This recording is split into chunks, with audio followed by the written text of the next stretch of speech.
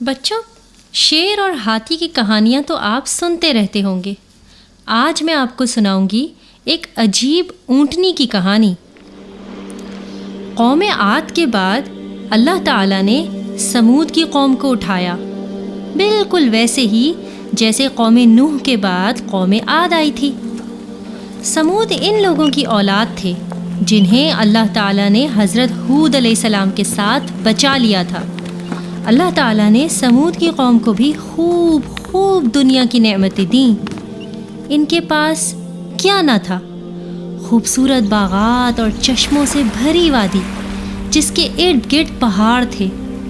سمود کے لوگ بھی عاد کی طرح گھر بنانے میں ماہر تھے، بلکہ ان سے بھی بڑھ کر وہ پہاڑوں میں تراش کر گھر بناتے تھے۔ جو بھی ان گھروں کو دیکھتا وہ ان لوگوں کی مہارت پر حیران رہ جاتا۔ جیسے جیسے وقت گزرتا گیا، سمود کے لوگ اللہ کے رسولوں حضرت نوح علیہ السلام اور حضرت ہود علیہ السلام کی بتائی ہوئی باتوں کو بھولنے لگے۔ وہ اللہ تعالیٰ کی دی ہوئی نعمتوں پر شکر کرنے کے بجائے اپنی طاقت اور مہارت پر فخر کرنے لگے اور بھول گئے کہ یہ مہارت بھی انہیں اللہ تعالیٰ نے ہی دی ہے۔ ہر بے وقوف کی طرح وہ بھی یہ سمجھنے لگے کہ ان سے بڑھ کر دنیا میں کبھی کوئی پیدا ہی نہ ہوا تھا۔ شاید وہ یہ سوچنے لگے کہ اگر قوم نوح اور قوم عاد کے پاس بھی ان کی طرح کے مضبوط گھر ہوتے تو وہ کبھی تباہ ہی نہ ہوتے۔ وقت گزرنے کے ساتھ ساتھ سمود کے اندر اور برائیوں کے علاوہ بت پرستی بھی آ گئی، جو خود سب سے بڑی برائی ہے۔ جن ہاتھوں سے سمود پہاڑوں کو تراش کر گھر بناتے، انہی ہاتھوں سے انہوں نے اپنے لیے بت تراش لیے تھے۔ پھر ان کو تراشنے کے بعد ان کے آگے سجدہ کرتے اور ایک اللہ کو چھوڑ کر مٹی پتھر کے بتوں کو پوجتے۔ اللہ تعالیٰ سمود کو سنبھلنے کا موقع دینا چاہتے تھے۔ ان تک اپنا پیغام پہنچانے کے لیے اللہ تعالیٰ نے انہی میں سے ایک آدمی صالح کو چنا۔ صالح بچپن ہی سے بہت عقل مند اور نیک تھے۔ جو بھی ان سے ملتا ان کی اچھی عادتوں کی وجہ سے ان پر رشک کرتا۔ لوگ ان کے والد کو آ کر کہا کرتے، تمہارا بیٹا بڑی شان والا ہوگا، وہ مال اور شہرت کما کر تمہاری عزت بڑھائے گا۔ اللہ تعالیٰ نے صالح کو واقعی شان والا بنایا، لیکن مال و شہرت دے کر نہیں بلکہ نبوت دے کر۔ اور سچ تو یہ ہے پیارے بچوں کہ نبوت سے بڑی شان بھلا کیا ہو سکتی ہے۔ حضرت صالح علیہ السلام جب نبی بن کر اپنی قوم کے پاس آئے تو انہیں اللہ تعالیٰ کی عبادت کا حکم دینے لگے۔ وہ لوگوں کو قیامت کے دن اللہ تعالیٰ کے سامنے کھڑے ہونے اور جواب دینے کی فکر دلانے لگے۔ جواب میں ان کی قوم ان سے وہی باتیں کرنے لگی جو ان سے پہلے قوم نوح اور عاد کے لوگ اپنے نبیوں کے ساتھ کیا کرتے تھے۔ وہ کہتے، اے صالح، کیا تم ہمیں مرنے کے بعد دوبارہ اٹھائے جانے کی خبر سناتے ہو؟ یہ تو پکا جھوٹ ہے۔ ہم مر کر مٹی ہو جائیں گے اور ہرگز نہ اٹھائے جائیں گے۔ کبھی ان کے سردار کہتے، تم کیسے رسول ہو؟ تمہارے پاس تو اتنا مال دولت بھی نہیں ہے جتنا ہمارے پاس ہے، بلکہ تم تو عام انسان کی طرح ہو جو کھاتا پیتا اور بازاروں میں چلتا ہے۔ کچھ لوگ جنہوں نے حضرت صالح علیہ السلام سے بڑی امیدیں لگا رکھی تھیں کہتے، صالح تم کتنے اچھے لڑکے تھے، ہم سمجھتے تھے کہ تم بڑے ہو کر کیا کچھ حاصل نہ کر لوگے، مگر یہ کیا، تم نے اپنے لیے نہ اپنے ماں باپ، قبیلے، خاندان، کسی کے لیے ان کی مال دولت اور عزت و شہرت میں سے کچھ بھی حاصل نہ کیا۔ افسوس ہے تم پر، تم نے سب کی امیدوں پر پانی پھیر دیا۔ حضرت صالح علیہ السلام کو اپنی قوم کی بے عقلی پر سخت افسوس ہوتا تھا۔ ان کی قوم تو مال و دولت اور عزت و شہرت کو ہی سب کچھ سمجھتی تھی۔ وہ ان کی نصیحت کو غور سے سننے کے لیے ہرگز تیار نہ تھی۔ حضرت صالح علیہ السلام نے کہا، اے میری قوم کے لوگوں، میں تمہارا بھائی ہوں ہمیشہ سے تمہارے درمیان رہا ہوں. تم جانتے ہو کہ میں کبھی جھوٹ نہیں بولتا اور نہ ہی میں تم سے اچھی بات بتانے کے بدلے میں کچھ چاہتا ہوں. میری بات غور سے سنو. میں اللہ کا نبی ہوں اور جو اس کا حکم ہے اسی کو تم تک پہنچاتا ہوں.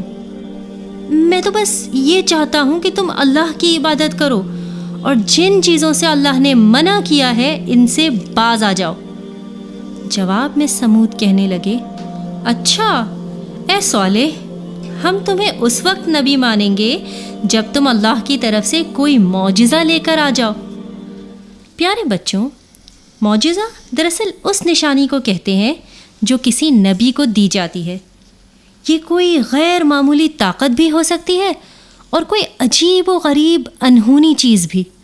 لیکن یاد رکھیں, نبی کا معجزہ اصلی ہوتا ہے اور اللہ تعالیٰ کی مرضی سے دنیا کے عام قاعدے سے ہٹ کر کوئی چیز ہوتی ہے, جبکہ جادوگروں کا جادو صرف آنکھوں کا دھوکہ ہوتا ہے.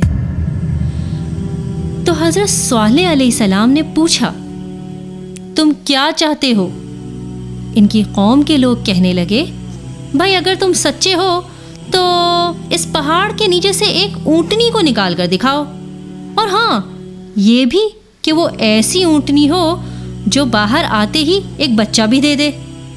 سمود کے لوگ حضرت صالح علیہ السلام کو شرمندہ کرنا چاہتے تھے. انہیں یقین تھا کہ پہاڑ کے اندر سے اونٹنی نہیں نکل سکتی. ادھر حضرت صالح علیہ السلام اس معجزے کے لیے اللہ تعالیٰ سے دعا کرنے لگے, کیونکہ وہ جانتے تھے کہ اللہ تعالیٰ جب چاہے جو چاہے کر سکتے ہیں. اللہ نے ان شریر لوگوں کو آزمائش میں ڈالنے کا فیصلہ کر لیا تھا, اس لیے حضرت صالح علیہ السلام کی دعا قبول کر لی گئی. اس وقت سمود کی آنکھیں پھٹی کی پھٹی رہ گئیں جب انہوں نے سچ مچ ایک بڑی اونٹنی کو پہاڑ کے اندر سے نکلتے دیکھا. اونٹنی نے نکلتے ہی بچہ دیا. اتنی بڑی اونٹنی کو یوں نکلتے دیکھ کر وہ ڈر گئے اور سب کے منہ بند ہو گئے. ایمان تو وہ نہ لائے, مگر حضرت صالح علیہ السلام کی بات خاموشی سے سن لی. حضرت صالح علیہ السلام نے اپنی قوم کو بتایا, یہ اونٹنی اللہ تعالیٰ کی نشانی ہے جو تمہارے مانگنے پر بھیجی گئی ہے. اس کو کوئی نقصان نہیں پہنچنا چاہیے. ایک دن اس کا ہوگا, یہ زمین میں چلے پھرے گی, چارہ کھائے گی اور کنویں کا پانی پیے گی, اور ایک دن تمہارا اور تمہارے جانوروں کا ہوگا. اگر اسے کوئی نقصان پہنچا تو تم سخت مصیبت میں پھنس جاؤ گے اور تمہیں اس سے نہ بچا سکوں گا. بچوں, کچھ دن تو سمود کے لوگ چپ چاپ اونٹنی کو اپنے کنویں کا پانی پینے دیتے رہے, لیکن کب تک؟ وہ اس سے سخت بیزار آ چکے تھے. وہ کہتے, بھلا یہ کہاں سے ہمارے کھانے اور پینے میں حصہ لگانے آ گئی ہے, اس سے کیسے جان چھڑائی جائے. وہ بھول گئے تھے کہ یہ اونٹنی خود انہی کی فرمائش پر بھیجی گئی تھی. ایک روز قوم سمود کے کچھ سردار مل کر مشورہ کرنے لگے کہ کس طرح اس اونٹنی سے جان چھڑائی جائے. ان لوگوں میں جو سب سے برا تھا اس نے اونٹنی کو مارنے کا ارادہ کیا. باقی سب نے اس کی ہمت بڑھائی اور آخر کار اس نے اونٹنی کو مار دیا. حضرت صالح علیہ السلام کو اسی بات کا تو ڈر تھا. جب انہیں اونٹنی کے مارے جانے کا پتہ چلا تو بہت افسوس سے کہنے لگے, اب تم اپنے گھروں میں 3 دن تک مزے کر لو, پھر اللہ کا عذاب تمہیں آ لے گا. یہ ایسا وعدہ ہے جو جھوٹا ثابت نہ ہوگا. اس کے بعد انہوں نے ایمان لانے والے لوگوں کو اپنے ساتھ لیا اور بستی کو چھوڑ دیا. بستی سے نکلتے وقت کہنے لگے, اے میری قوم کے لوگوں, میں نے تم تک وہ پیغام پہنچا دیا جس کا حکم میرے رب نے دیا تھا. میں نے تو تمہیں نصیحت کی تھی, مگر افسوس صد افسوس, تمہیں نصیحت کرنے والے اچھے نہیں لگتے. بچوں, جب حضرت صالح علیہ السلام اور ان کے نیک ساتھیوں کے بستی چھوڑتے ہی عذاب کی نشانیاں نظر آنے لگیں تو پہلے تو ان کے چہرے پیلے پڑ گئے, پھر خوف کے مارے سرخ ہو گئے، اور 3 دن گزرتے ہی ایک خطرناک زلزلے نے سمود کی پوری بستی کو تباہ و برباد کر دیا۔ کچھ بھی باقی نہ بچا، نہ وہ خود رہے، نہ ان کے مویشی جانور زندہ بچے۔ البتہ اس بربادی کے آثار اللہ تعالیٰ نے آنے والی نسلوں کے لیے باقی چھوڑ دیے تاکہ وہ اس سے سبق لیں۔ یوں اللہ تعالیٰ نے قوم سمود کو بھی اٹھا پھینکا جس طرح عاد کو پھینکا تھا۔